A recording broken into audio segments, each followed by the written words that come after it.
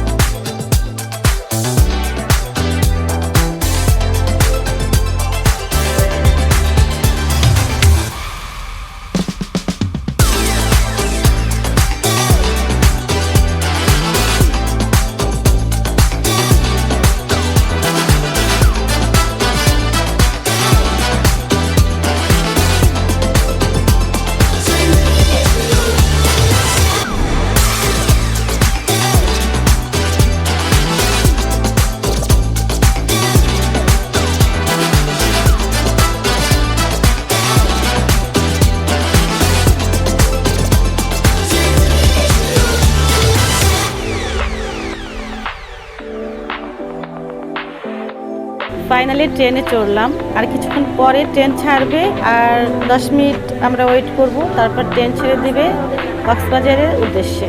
আমরা এই প্রথম যাচ্ছি ট্রেনে চড়ে কক্সবাজার। তো নেক্সট দেখা হবে আপনাদের সাথে কক্সবাজার স্টেশনে। সে পর্যন্ত ভালো থাকেন, পাশে থাকেন।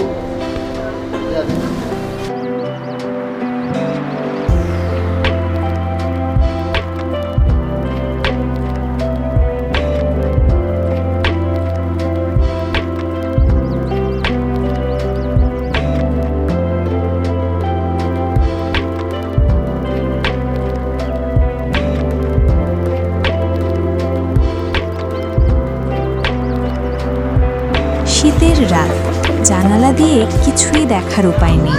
কি আর করা, পুরো জার্নিটা আমি ঘুমিয়েই পার করে দিলাম। পরের বার ট্রেনে কোথাও গেলে দিনের বেলায় যাব। ট্রেনে যাত্রাপথে প্রাকৃতিক দৃশ্য দেখার মধ্যেও আনন্দ আছে। নির্ধারিত সময়ের প্রায় 1 ঘন্টা আগেই আমরা কক্সবাজার পৌঁছালাম। অ্যারাইভাল টাইম ছিল সকাল 8:30। আমরা 7:30টার মধ্যেই পৌঁছে গেলাম। হোটেলে চেক ইন সকাল 11টায়। হাতে অনেক সময় আছে। চলুন এই সময়টা কক্সবাজার রেলওয়ে স্টেশনের সৌন্দর্য উপভোগ করি।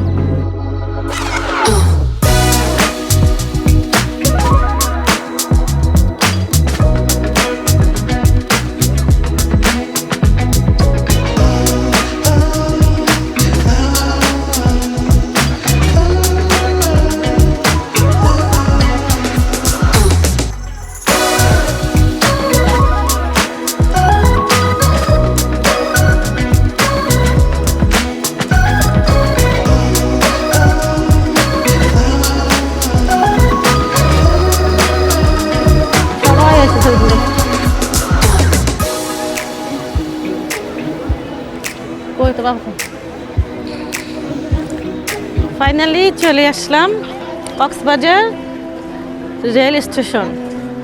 স্টেশনটা খুব সুন্দর, অনেক বড় এরিয়া, খুব পরিপাটি, খুব নিট অ্যান্ড ক্লিন। তো খুব ভালো লাগছে কক্সবাজারে এসে। স্টেশনটা দেখেই মন ভালো হয়ে গেল। সকাল 8টা বাজে আমরা নামলাম একটু আগে ট্রেন থেকে। এই যে ঝিনুক, পানির মাঝখানে ঝিনুকটা দেখো।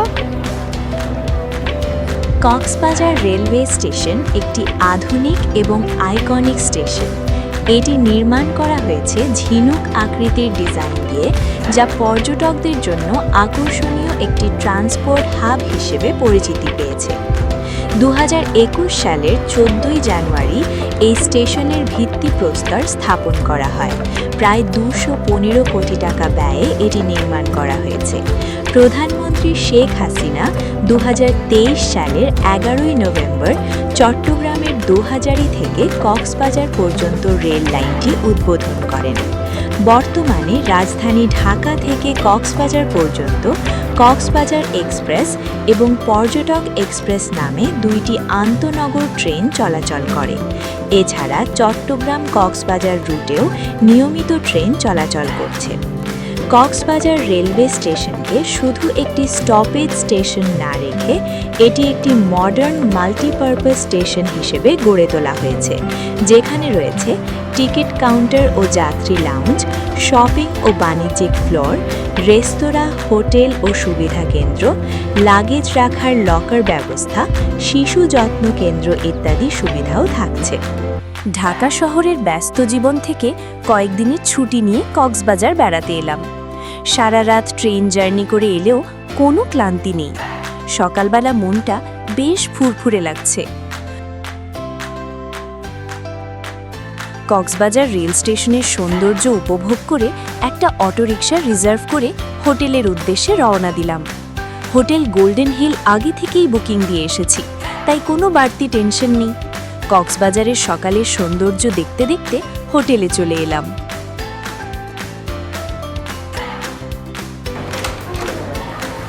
Welcome to Golden Hill Cox's Bazar hotel. তো আমরা এইমাত্র চলে আসলাম হোটেলে।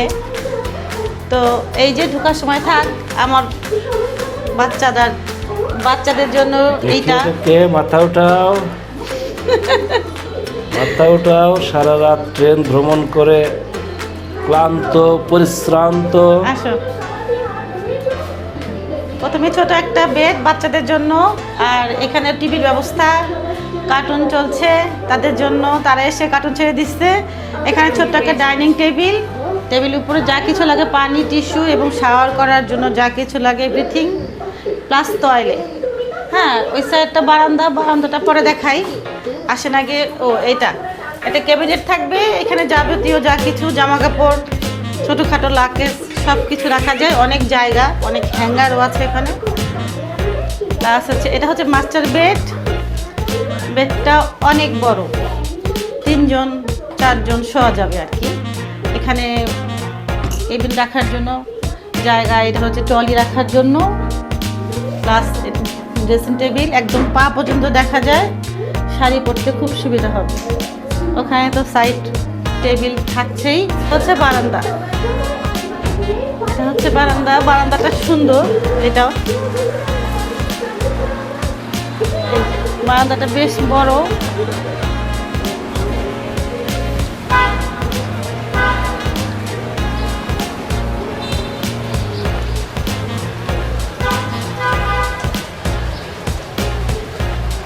বারান্দাটা বেশ বড়, জামা কাপড় শুকানো যাবে, একটু বসাও যাবে, চেয়ার আছে ভিতরে, চেয়ার নিয়ে এসে বসতে পারবো। পরিবেশটা খুব খারাপ না, আহামরি ভালো না।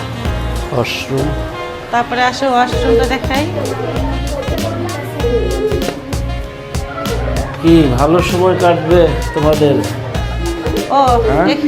তোমরা কি বাইরে বেড়াইতে যাবা নাকি সারাদিন এই কার্টুন দেখবা?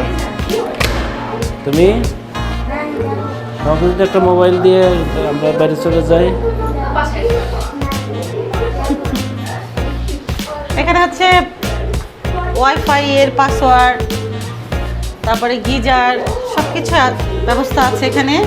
এবং ওয়াশরুমটাও বেশ বড় ওয়াশরুম। এক পাশে গোসলখানা, ওয়াশরুম। রুমটা আমরা দেখে চয়েস করি নাই, আমাদের হয়ে একজন পরিচিত ঠিক করে রাখছে। মানে আমার বাচ্চাদের জন্য 2টা বেড, একটা থাকবে ওরা, একটা আমরা থাকবো, এইভাবেই। তো এখন আমরা জাস্ট এসে উঠলাম, মোটামুটি ভালো এবং বেশ রিজনেবল প্রাইস। এখন আমরা দেখে শুনে আমাদের চয়েস মতো রুম আমরা নিয়ে নিব।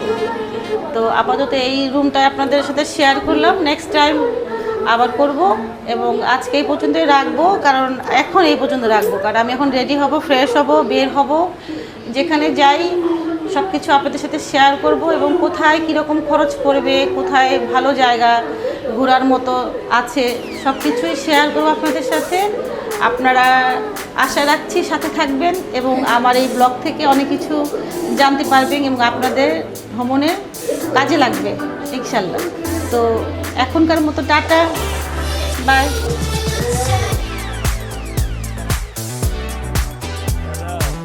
হোটেলে ঘণ্টাখানেক বিশ্রাম নিয়ে বিচের উদ্দেশ্যে বেরিয়ে পড়লাম। হোটেল থেকে সুগন্ধা বিচের দূরত্ব 5-7 মিনিটের হাঁটা পথ। ছেলে মেয়েদের যেন আর তর সইছে না। নীল দিগন্তের কোলে সুগন্ধা সৈকতে আজ যেন প্রাণের মেলা বসেছে।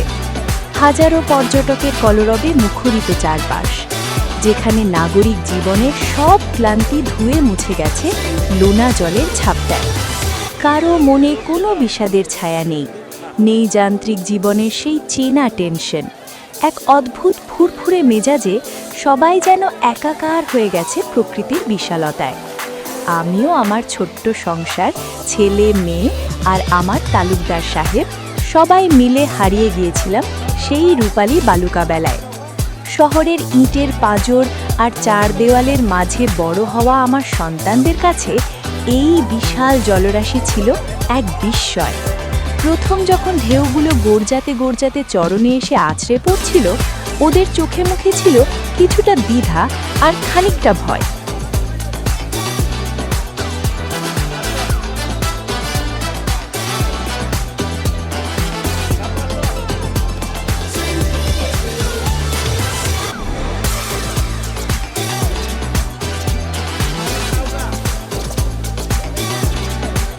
ওদের বাবা ওদের কচি হাত দুটো শক্ত করে ধরে অভয় দিয়ে বলল, ভয় নেই রে, এ তো প্রকৃতির পরম আলিঙ্গন। ভীরু পারে যখন ওরা জলের গভীরে নামলো, নোনা জলের শীতল পরশ ওদের মনের সব জড়তা নিমেষেই উড়িয়ে নিল। ওদের বাবা ওদের শেখানোর চেষ্টা করলো কিভাবে ঢেউয়ের সাথে পাল্লা দিয়ে ভাসতে হয়, কিভাবে জলের তালের সাথে শরীর মেলাতে হয়। কিছুক্ষণ বাদেই দেখা গেল এক অন্য দৃশ্য। যে শিশুরা জলে নামতে ভয় পাচ্ছিল, তারাই এখন জলপরী আর জলকুমার হয়ে দাপিয়ে বেড়াচ্ছে। ঢেউয়ের ধাক্কায় ওদের খিলখিল হাসি যেন মিলেমিশে যাচ্ছিল সাগরের গর্জনের সাথে।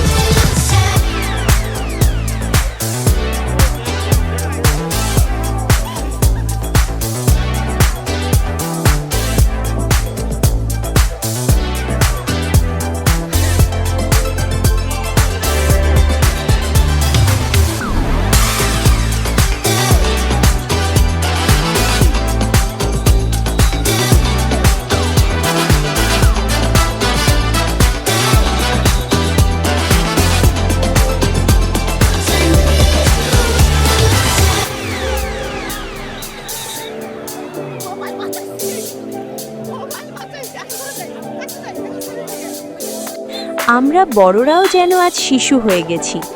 সাগরের পানিতে আমরাই বা কম কিসে।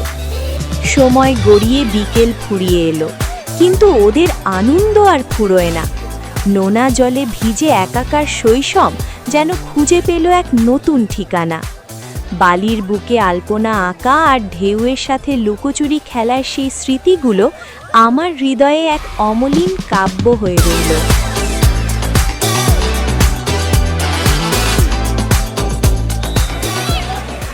সাগরের তীর থেকে মিষ্টি কিছু হাওয়া এলে তোমার কপালে ছোঁয়াবো গো, ভাবি মনে মনে। আকাশের নীল থেকে তারার কান্তি এলে তোমার নয়নে ছড়াবো গো ভাবি মনে মনে সাগরের তীর থেকে। আমরা এবার বেশ কয়েকদিন কক্সবাজার থাকব। ঘুরে বেড়াবো প্রত্যেকটি দর্শনীয় স্থান। একে একে সব স্মৃতিকে ক্যামেরাবন্দি করে রাখব। এখন হোটেলে ফিরে বিশ্রাম নেব। যদিও আমি ট্রেনে আসার পথে পুরো সময়টা ঘুমিয়ে কাটিয়েছি, কিন্তু আমার তালুকদার সাহেব সারা রাত এক ফোঁটাও ঘুমায়নি। তার বিশ্রামটা বেশি জরুরি, তাই ফিরে যাচ্ছি হোটেলে। আজ এ পর্যন্তই। দেখা হবে পরের পর্বে। ততক্ষণ পর্যন্ত সবাই ভালো থাকুন, সুস্থ থাকুন। টাটা।